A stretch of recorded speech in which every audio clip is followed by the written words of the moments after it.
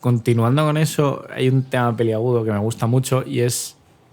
Bueno, no me gusta mucho porque fue una de las situaciones más difíciles que ha sucedido últimamente con el tema del el A320 Neo, creo que era. Ajá. Que era la autocorrección que tenía en el morro, que hacía que se estampase. Bueno, es más, tuvo problemas en Tailandia, si no recuerdo mal. Creo que fue allí donde tuvo ese tipo de problemas. Y era simplemente que la incidencia contra el aire la corregía constantemente el morro de forma errónea por un sistema automatizado que tenía, y eso generaba que toda la aerodinámica que permite que el avión planee y vuele, pues la perdía constantemente, ¿no? Entonces, ese tipo de cosas, ¿cómo las vivís dentro del sector? ¿Cómo vives dentro del propio sector? Pues bueno, que tengas tecnología que es propensa a que te pueda ayudar, pero hay otra tecnología pues que a veces se implanta y que puede tener problemas a ese tipo de cosas. Ya no solo por el tema de que tú pilotas en manual, sino por el hecho de, joder, son sistemas que están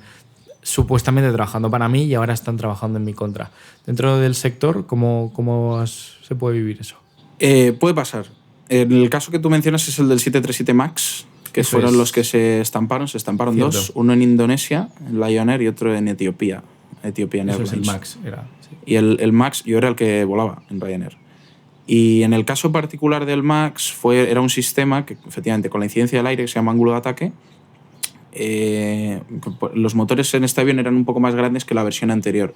Y la idea era que los pilotos no pasáramos por un entrenamiento adicional demasiado costoso para ir de un avión a otro. Y es verdad que son prácticamente idénticos, con excepción de 4 detalles que, sinceramente, puedes gestionar sin ningún problema, ¿vale? Sí. O sea, como llevar un Renault Clio a llevar un Laguna, que no... O sea, es que dices, bueno, pues sí, igual hay algo que está en otro sitio, pero está, ¿sabes? Sí. La palanca de cambios está. Sí.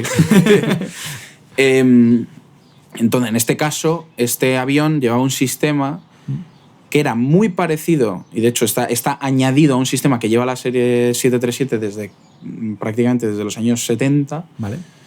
¿Qué pasa? Cuando quitaba los flaps y este detectaba que estaba en pérdida, el avión en pérdida, una pérdida real, es decir, con un morro demasiado alto, tú bajas el morro y el resultado era que no tenías el suficiente mando para bajar el morro. Entonces dijeron, vamos a hacer una cosa, el sistema de compensación de ese control del piloto, vamos a hacer que actúe automáticamente para bajar el morro y darle ese mando al piloto. Vale. Era con buena intención se hizo. ¿Qué pasó? Daba ese fallo y los pilotos... bueno, ahora está en juicio todo esto de que si se sabía o si no se sabía o tal. Parece que sí. No recibieron la instrucción sobre este sistema que deberían, ¿vale? Resultado, el avión bajaba el morro, era muy fácil hacer override. Son unos motores eléctricos, tú le das unos switches, se cortan los motores, luego lo estabilizas tú a fuerza viva y ese compensador lo puedes mover tú a mano y ya lo recuperas el vuelo. ¿Qué pasa? Que les pasaba a 1500 pies, que son unos 450-500 metros de altura, de repente el avión baja el morro y ¿qué hace? ¿Sabes? O sea, tienes 5 segundos de ¿qué hace esto? ¿No? Sí. ¿Qué pasa? Tienes que estar ahí pendiente de la situación. Y claro, fue suficiente para que el avión bajara el morro lo suficiente para que fuera irrecuperable, ¿no? Entonces, fue un problema de training. Es decir, este sistema sigue en este modelo de avión. Ah, vale. Sigue y sigue. Le han puesto unos cutouts un poquito menos permisivos que el de antes, pero ese sistema es necesario y sigue. Le han puesto pues que si tú tiras más de tanto a fuerza viva, corta el motor automáticamente, etcétera, pero son unas medidas muy laxas. La medida buena es, se nos entrenan a los pilotos en que ese sistema estaba ahí para ayudarnos y funcionaba de esta manera, y si fallaba, se corta, se aplica el procedimiento, que es un coñazo, pero no es nada muy loco, ¿no? Y tú pues ya lo compensabas a mano, te volvías y ya está. Vale. Entonces eso fue el caso del 737. ¿Que la automatización puede actuar en tu contra? Perfectamente.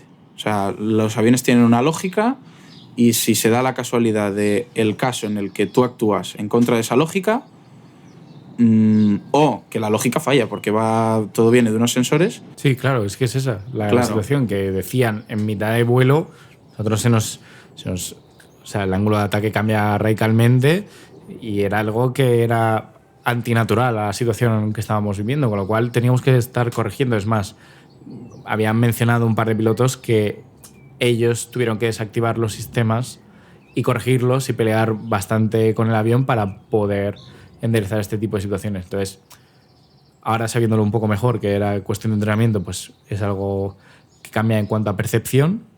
Pero es cierto que, bueno, que cuando tú piensas en sistemas dices, joder, Sí. Los aviones tienen muchas cosas, son sistemas muy complejos, son sistemas además muy bien diseñados, pero claro, tienen esa peculiaridad también de que no es lo mismo cuando estás con una avioneta que no tienes nada y vas a pelo literalmente, ¿no? Claro. Ellos tienen unos overrides a nosotros. En el caso, por ejemplo, de Airbus, se utiliza un sistema que se llama fly-by-wire. Entonces yo le hago un comando, el comando a un ordenador, el ordenador computa cuánto control va a aplicar para ejecutar ese comando, ¿no? Yo le pido load factor o roll rate o lo que sea. Esos tienen unos límites, que ellos lo llaman protecciones, Sí. ¿vale? Son un override del piloto. En condiciones normales nos van a ayudar. Es decir, yo no puedo coger y bajar el morro a tope hasta que lo paso de velocidad y lo hago reventar estallado y tal, ¿no? Él te dice, oye, ¿qué haces? Vale, te hago override para no pasarme de velocidad. ¿Se puede hacer override al override? Sí, pero no en condiciones normales. Yeah. Es decir, tienes, por ejemplo, si el override necesita 2 sistemas redundantes de este tipo, se los apago. Ya está, ya se acabó, ya no funciona el override. O sea, que sí se puede hacer sí hay un override último. Sí, no, pero que hay sistemas que son de prevención en ese sentido para controlar este tipo de situaciones. Entonces, ¿puede llegar a actuar en tu contra? Perfectamente, puede llegar. Y ahí entra mucho el cómo tú entiendas ese sistema. Un avión de Air France que se estrelló, un Río-París, no sé si te suena el Air France. Me suena.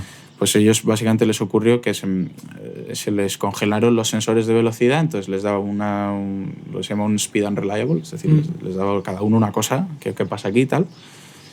Y de repente empieza eso a bajar, a subir, no se enteran de qué pasa, y a la derecha iba un copiloto nuevo que veía que el avión bajaba y él tiraba del mando para atrás. Y el otro decía, ¿qué pasa aquí y tal? Y el otro intentaba sacarlo de la pérdida tirando el mando hacia adelante. En Airbus no están conectados, por tanto el resultado es la suma algebraica de los dos. Si uno tira full para atrás y otro tira full para adelante, zero. Entonces estuvieron un rato, ¿qué pasa? El tío estaba enganchado para atrás, sube, y él tal.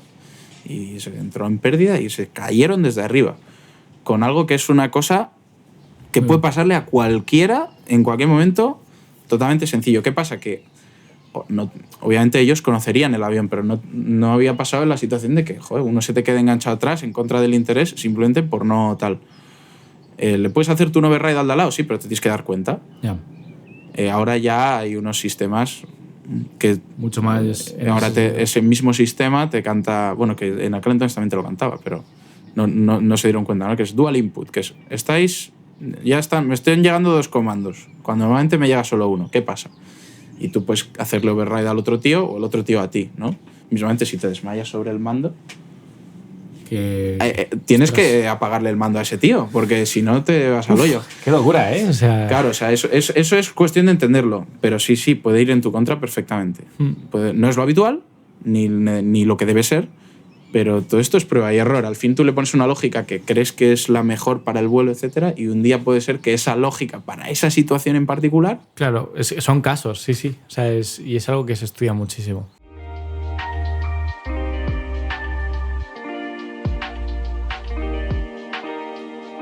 ¿Lo tenemos, tío? Lo tenemos. Es que, joder, son temas que se tratan poco, ¿no? Muy bonito. Y que son originales, la verdad que sí.